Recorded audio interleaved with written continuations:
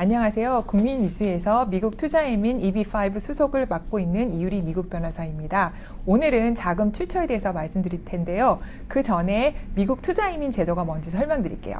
미국 투자이민은 해외 자금의 미국 내 투자 및 고용 활성화를 위해 1990년대부터 시작되었고, 요건은 첫째, 이민법에서 정한 금액을 투자하시고, 둘째, 10명의 고용 창출을 입증하시면 배우자와 신청자 그리고 만 21세 미만 자녀들의 동반 영주권 취득이 가능한 이민 제도입니다.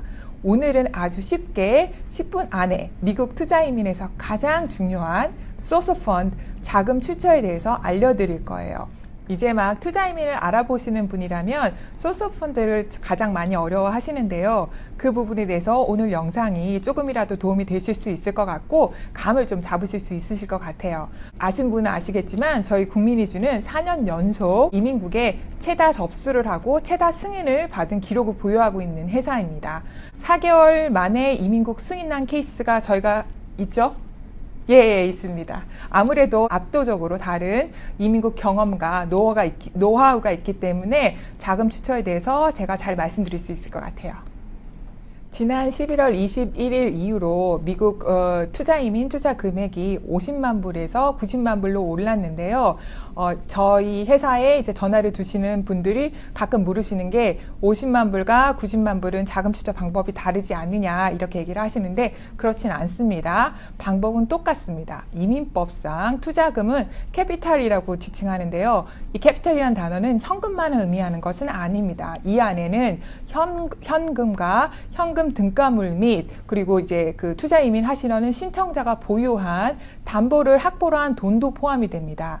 모든 투자금은 미국 달러의 fair market value 시장 가치로 평가되어야 합니다. 투자 이민 신청자가 이민국에 증명해야 되는 내용의 핵심은 첫째, 자신의 투자금이 합법적인 수단으로 만들어지고 둘째, 투자한 그 이후에 그 자금의 법적 소유자임을 입증해야 되는 것입니다. 자금 출처는 개개인마다 다르기 때문에 획일적인 방식이 있는 것은 아닙니다. 다만 증명하고자 하는 자금 출처에 따라서 일반적으로 인정되는 증명 서류들은 존재하기 때문에 자금 출처를 일단 의논하시고 그 후에 맞는 서류들을 준비해 오시면 됩니다. 예를 들어서 은행 거래 내역서, 그리고 건물의 등기부 등본, 그리고 이제 세무서자 발급받으신 소득 증명원 같은 것들은 이민국에서 인정이 됩니다. 한국 분들은 대부분 스스로 10명의 고용 창출을 하실 필요가 없는 리저널 센터를 통한 간접 투자로 영주권을 취득하기 때문에 오늘 저와 같이 자금 출처를 해보실 금액은 90만 불로 해보겠습니다. 나와 내 동반가족 모두가 90만 불이고 개개인이 90만 불은 아닙니다. 기본적으로 투자 금액이 90만 불이고요. 프로젝트에 따라서는 리저널 센터에 줘야 하는 행정비용까지 합쳐서 모두 하나하나 꼬리표를 붙여서 자금 출처를 증명하셔야 됩니다. 예를 하나 들어볼까요? 대출금을 투자금으로 사용하고자 합니다. 그럼 투자가가 증명해야 될 사항은 뭐가 있을까요? 맞추셨을까요? 대출금의 담보가 된 원천을 찾아주셔야 됩니다. 보통은 은행의 본인 소유 건물을 담보로 잡는데 그 건물을 사는 데 들어간 돈이 어디서 온 것인지 밝혀야 합니다. 만약 그 건물을 나의 부모님에게 증여를 받았다고 한다면 증여를 받았다서 끝이 아닙니다. 부모님이 그 건물을 어떻게 취득하게 됐는지 그 부분에 대해서 증명을 하셔야 합니다. 예를 들어 부모님께서 급여를 모아서 건물을 샀다고 한다면 부모님의 재직이나 경력증명서, 근로소득증명서 등이 필요합니다.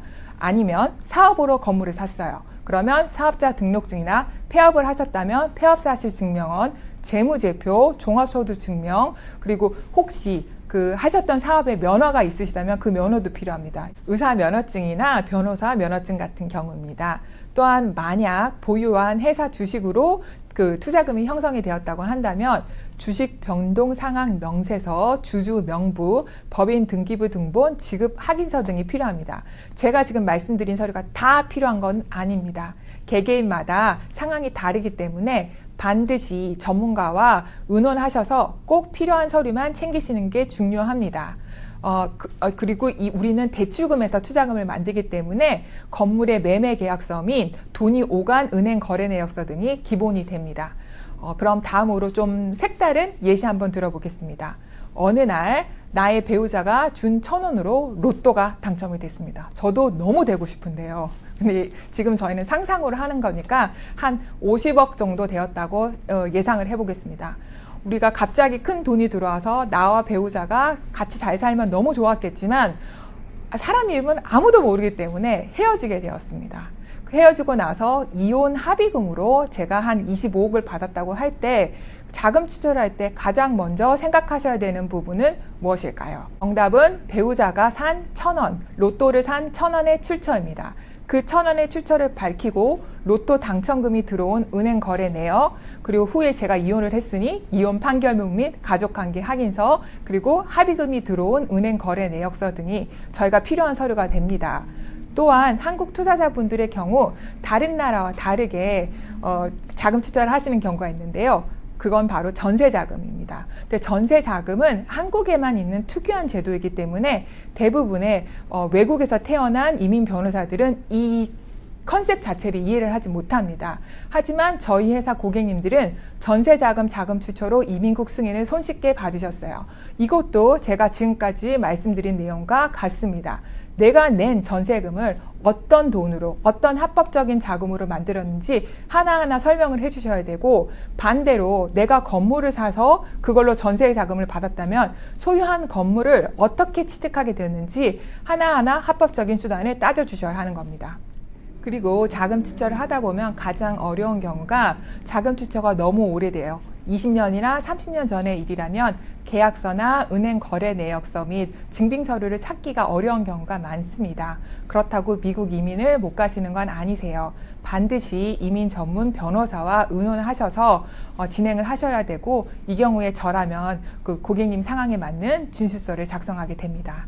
오늘 이런 동영상이 자금 추천을 고민하시는 분들에게 조금이나 도움이 되셨으면 좋겠습니다. 이상으로 국민이주 이민변호사 이유리였습니다. 감사합니다.